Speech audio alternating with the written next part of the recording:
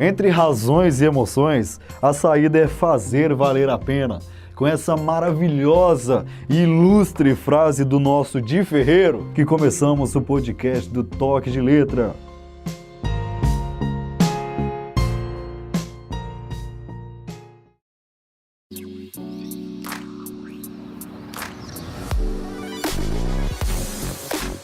Fala galera, como é que você está? Tudo bem com vocês? O nosso tema hoje do podcast vai ser as mudanças no Campeonato Brasileiro, bem como os limites de inscrito, troca de técnico, VAR e tudo mais. Um assunto bem amplo e já quero começar chamando aqui, tá do meu lado, o ilustre Pedro Sarto. Tudo bem, Pedro? Tudo bem, meu caro amigo Vinícius, meu caro telespectador, meu caro ouvinte. Estou aqui mais uma vez para poder falar da Supercopa do Brasil que vai ter, que já faz tempo que eu peço isso a Deus, que tenha o campeão da Copa do Brasil e o campeão do Campeonato Brasileiro. Só porque o teu time ganha todo ano alguma coisa, irmão.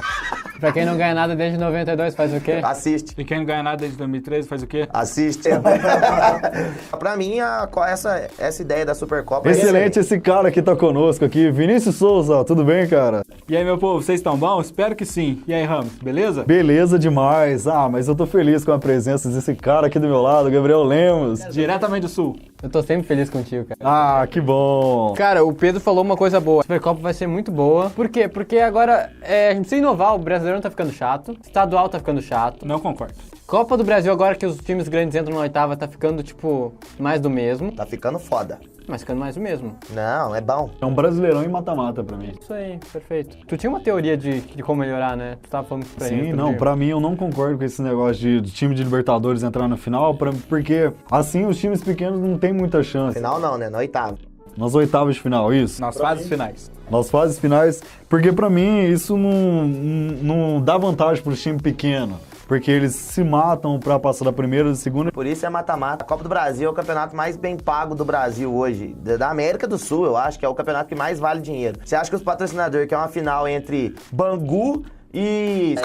Caldense, Bangu e Caldense? Se fosse nos anos 70, perfeito. Hoje não dá mais. Não dá, cara. Hoje futebol é tudo lucro. Você pode ver tudo bem que na Europa, na Copa da França, o PSG, os times grandes começam desde a primeira fase. Mas aí o que ajuda na Copa nessas Copas de Liga deles? O calendário. O calendário brasileiro, se não mudar, não vai conseguir ter vantagem para time pequeno. Por exemplo, a Caldense disputa agora o Campeonato Mineiro no começo do ano. E depois é a Série D. Se conseguir classificar. Se conseguir classificar, se não, fica treinando o ano inteiro pra jogar. Não, os jogadores vão pra outros times, aí volta a treinar em outubro, novembro.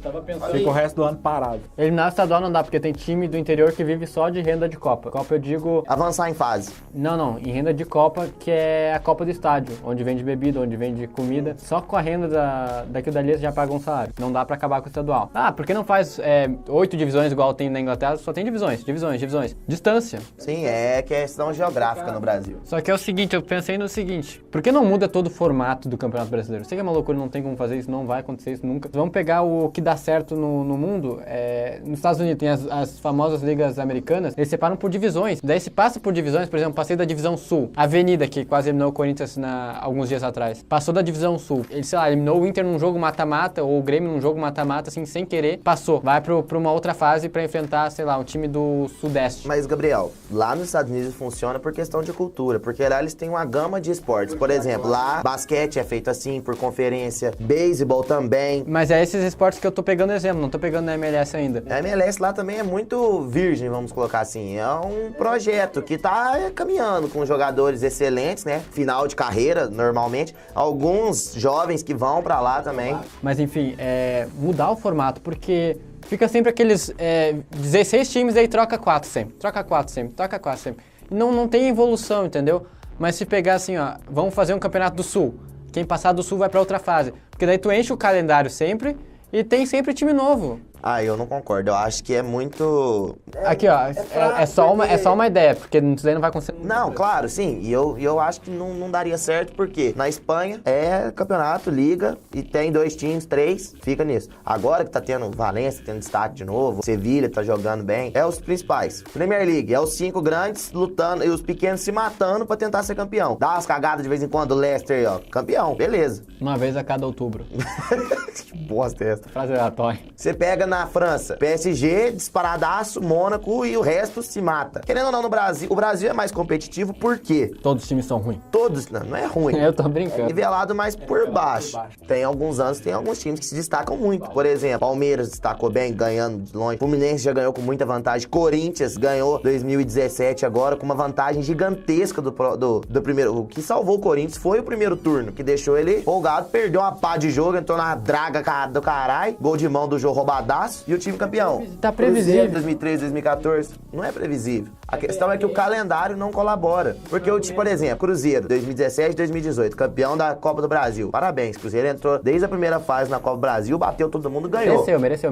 Mas esse é meu argumento, tu pegar e dar mais chances pra times como Bangu, Caldense, Avenida, Remo, pra eles jogarem contra times de maior porte e pra sonhar com um título nacional. Não tô falando, tipo, extinguir o brasileiro na Copa do Brasil, mas unificar isso em alguma coisa só. Alguma coisa que deu o tesão pro time jogar.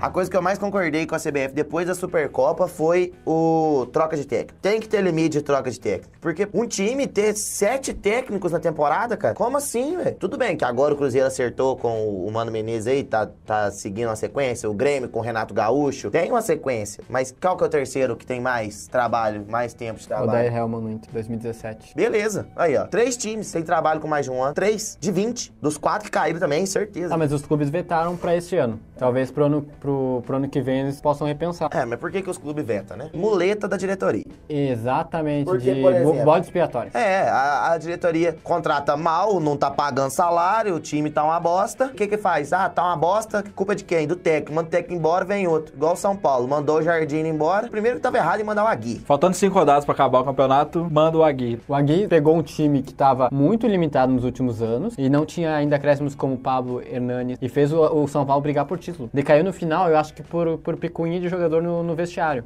O São Paulo não tinha um elenco. O São Paulo tinha um time titular bom. Um elenco não tinha. Então, no segundo turno, quando começou a pesar os jogos, veio vindo lesões, cartões, aí teve que usar os reservas, aí o time de São Paulo não aguentou, né? Não tinha um elenco, igual os outros aqui. Por isso que o São Paulo caiu de rendimento. Mas eu vou pesquisar aqui sobre essa questão de troca de técnicos. O São Paulo trocou muito de técnico nos últimos anos. Eu vou pesquisar aqui pra pegar o número. Acho que o São Paulo teve 9, se não me engano. 9. Mais. Desde 2012, que foi o último título, foi cerca de 15 a 18 técnicos. Nossa. Muita coisa. Pra um time grande igual o São Paulo. É muita coisa. O São Paulo tá numa crise porque se a gente for pegar são 21 eliminações seguidas. É uma consequência, troca de técnico tu vai atrapalhar um trabalho, a não ser que o treinador chegue como chegou o Mano Menezes no Cruzeiro, por exemplo. Chega, resolve, pronto.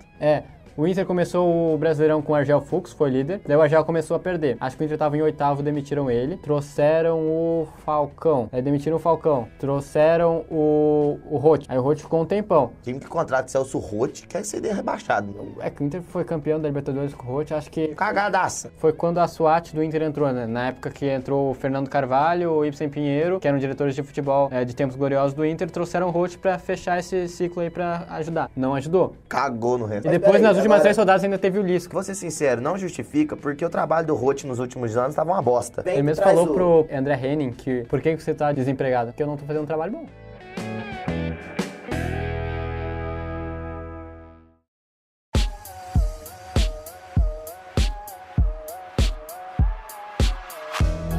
Mas aqui, você concorda, ô Ramos, com a relação do VAR agora? Que o VAR vai entrar no campeonato. Todos os times concordaram esse ano, né? Uma unanimidade, foi o VAR que vai começar agora nesse campeonato. E ficou dividido, se não me engano, o valor é de 350 mil. Sim, a CBF vai entrar com a parte do vídeo e o pessoal dos times vão ficar pela parte humana, pelo juiz que está em campo, né? Cara, sinceramente eu concordo. É uma boa... Precisa do VAR. Precisa do VAR no Campeonato Brasileiro. Até pra pegar o exemplo de onde tá dando certo. Por exemplo, a Alemanha tá usando, a Espanha tá usando. Claro que não vai acabar com toda a injustiça do futebol, mas vai diminuir. O VAR não adianta também colocar o VAR e ter árbitro boca de porco aí, né? Que igual teve na Libertadores, porque o que aconteceu ano passado com o Dedé, eu já falei pra vocês o que eu faria. Se eu tivesse no estádio, eu pularia de lá de cima, cairia, morreria, ressuscitava, matava o árbitro e voltava pra assistir o jogo. Mas isso é eu, o resto é o resto. Mas assim, não dá pra gente achar que vai resolver todos os problemas, não vai, mas vai te dar uma diminuída violenta. Claro. Claro, se tivesse o VAR, você acha que o gol de mão do Jô seria validado? O Palmeiras começou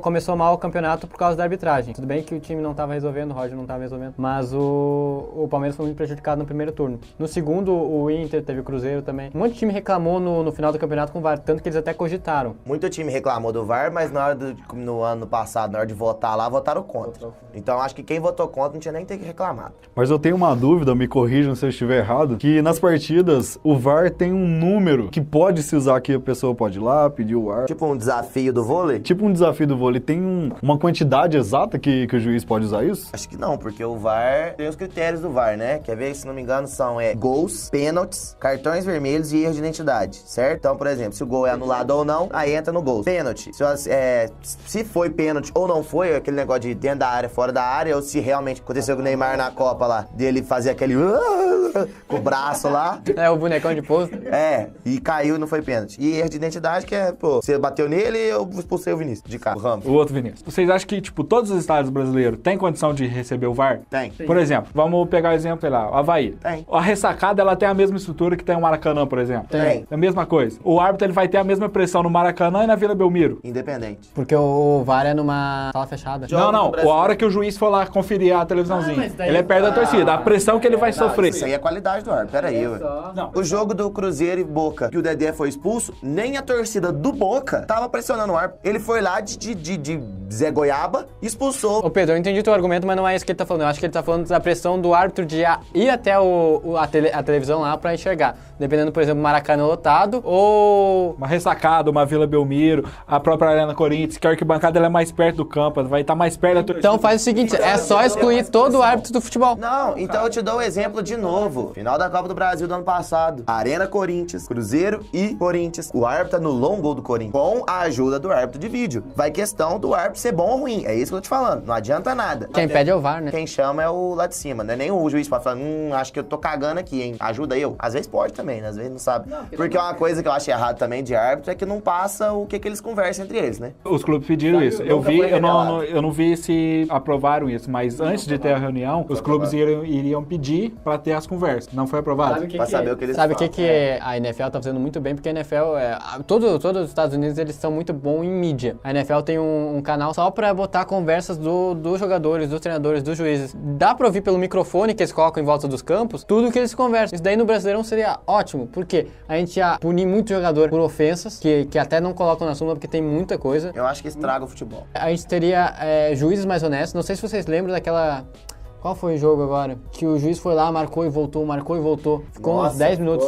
Era um jogo do Inter, não era? Foi um jogo do Inter. Foi Inter e Santos, que a gente até assistiu juntos, que a gente não tava sabendo o que tava acontecendo, porque era um gol do Inter, daí o juiz não marcou, daí conversaram de um... Esse jogo foi trágico pro árbitro. Veio um de fora assim e falou, não é nada, e anularam o gol do Leandro Damião. Então acho que ter conversa é realmente bom. Eu só levantei o ponto mesmo porque eu vi, não vou me lembrar o nome do árbitro agora, se eu não me engano ele é comentarista da Globo, ex-árbitro. É o Sandro Melarich ou aquele outro, Paulo Sérgio, é um dos dois. Levantou essa questão, não na televisão, no blog deles, levantaram essa questão. Eles como árbitro levantou isso, achou que era válido, por isso que eu falei aqui pra gente.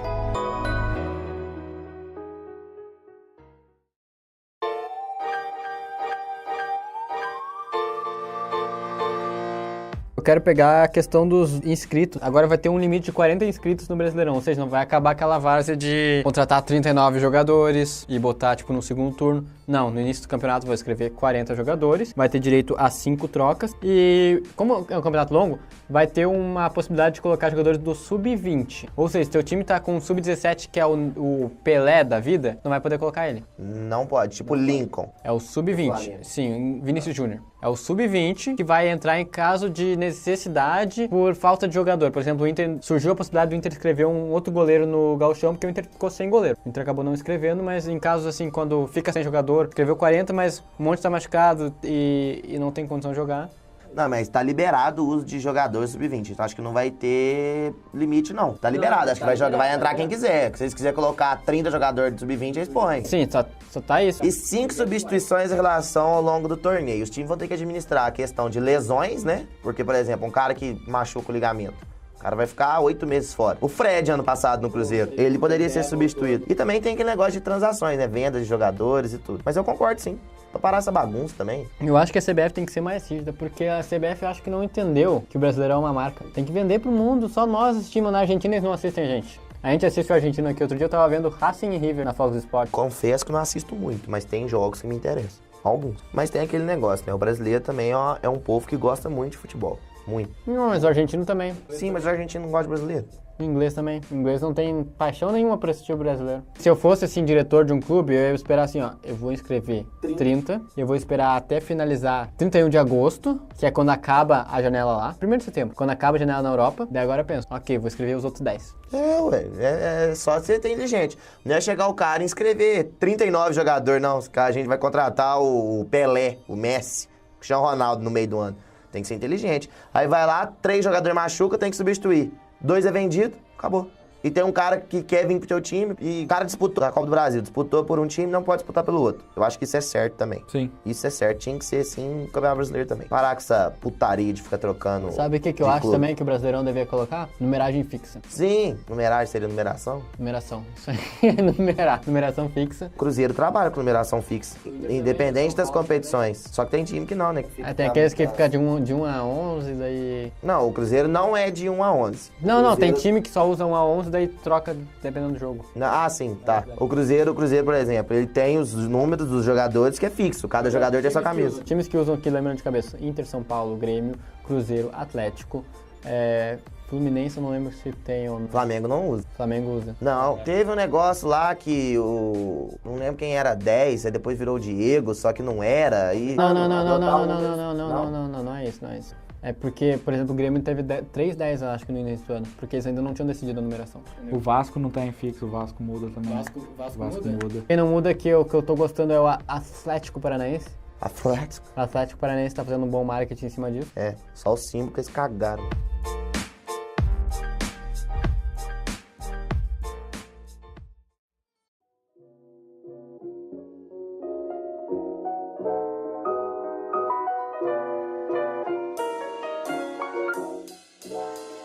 No site do Globoesporte.com, eles fizeram uma enquete da Supercopa do Brasil, que vai começar agora ano que vem. Se a Supercopa do Brasil existisse nos últimos 10 anos, quem que vocês acham que seriam os campeões? Aí eles colocaram aqui os 2 clubes com os destaques do clube naquela época. Por exemplo, Supercopa do Brasil em 2019, que aconteceria esse ano, com o campeão Palmeiras, do Bruno Henrique, o Dudu e o técnico Luiz Felipe Scolari, ou o Cruzeiro, do Thiago Neves e do Judas, vulgo Arrascaeta. Mentira, Arrascaeta, vulgo Judas, do Mano Menezes. Quem que vocês acham que seria o campeão? Palmeiras. Cruzeiro. Eu acho que seria o Cruzeiro justamente porque o Cruzeiro eliminou o Palmeiras na Copa do Brasil. Então eu acho que daria Cruzeiro. E os internautas concordam comigo. 52% a 48% que o Palmeiras perderia o título. 2018, Cruzeiro de Thiago Neves e Judas de novo, e Mano Menezes. Ou Corinthians de Rodriguinho e Jô do Carille. Corinthians que sobrou no campeonato. Cruzeiro. Corinthians começou mal ano passado. Eu também concordo com o Cruzeiro. E a maioria também concorda. 71% acho que é o Cruzeiro. Supercopa de 2017, campeão brasileiro. Palmeiras de Dudu e Gabriel Jesus. Voando Gabriel Jesus do Cuca, né? Contra o Grêmio do Luan e do Pedro Rocha. Acabou, porque o Grêmio foi campeão da Libertadores naquele ano. Foi o melhor time do... Também concordo que seria o Grêmio. O Grêmio. Grêmio com 66% tá ganhando. Supercopa de 2016. Corinthians de Jadson e Renato Augusto do Tite. Palmeiras de Fernando Praz e Dudu do Marcelo Oliveira. Palmeiras campeão da Copa do Brasil e Corinthians campeão brasileiro. Eu botaria Palmeiras nessa. Eu, Corinthians.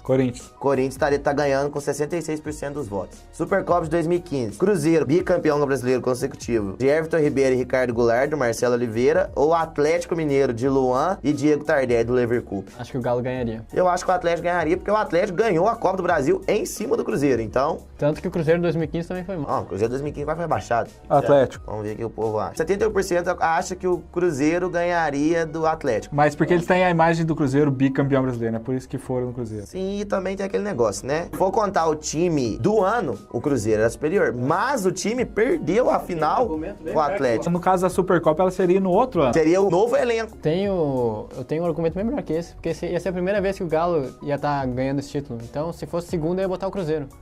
Porque é uma vez só. Só ganhou um. Em 2014, Cruzeiro, campeão brasileiro, né? Com Everton Ribeiro e Ricardo Goulart. No outro ano, seria campeão brasileiro de novo contra o Flamengo, do Elise e do Hernani, do técnico Jaime de Almeida. Cruzeiro Também. Cruzeiro, nossa, foi um campeão brasileiro aquele ano. 82% concorda que o Cruzeiro ganharia.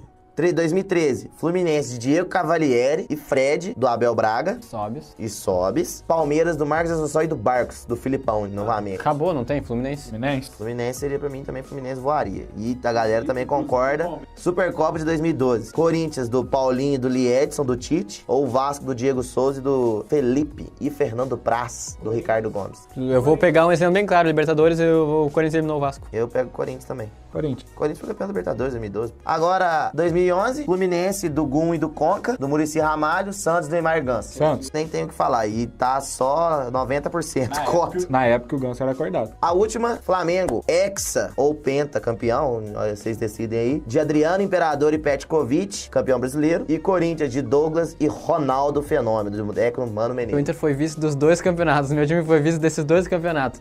A final foi um pouco polêmica, que teve muito lance pro Corinthians, teve um pênalti marcado pro Inter, teve gol com bola rolando numa falta do Corinthians. E o Flamengo, que foi naquela entregada que o Grêmio entregou, né? Já foi com o terceiro time reserva e entregou. Só pro Inter não ser campeão, né? É, eu acho que ali seria o Corinthians, cara. Também vou no Corinthians. O Ronaldo tava deitando. E rolando. Nossa. Literalmente. Mas eu também iria no Corinthians e o povo no site, não. O povo votaria no Flamengo. 63% acha que o Flamengo seria campeão. Então, nesses últimos anos, a gente foi com a maioria aqui também, né? Tivemos só algumas divergências de opiniões, mas a maioria é porque a gente usou um critério diferente do que tá no site, né? Usamos o ano seguinte, que seria o ano É porque da o Copa. pessoal que votou acho que não entendeu dessa questão. É, porque tá usando os dois times, aí beleza. Então, Eu queria pedir pra vocês seguirem o Toque de Letra nas redes sociais, que é o... No Facebook tem a página Toque de Letra. No Instagram é @Toque de Letra Oficial. E vocês que estão ouvindo, seja qual plataforma que for, ou se inscreve, ou assina, ou dá like, compartilha. Se for, por exemplo, alguma que você pode compartilhar no story de vocês, compartilha. Joga naquele grupo que tem 300 mensagens a cada 1 minuto pros amigos de vocês ouvirem. ajuda a divulgar, porque a gente precisa de divulgação.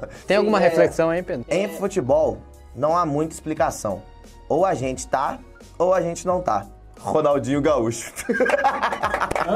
Excelente. Hã? Quer namorar comigo?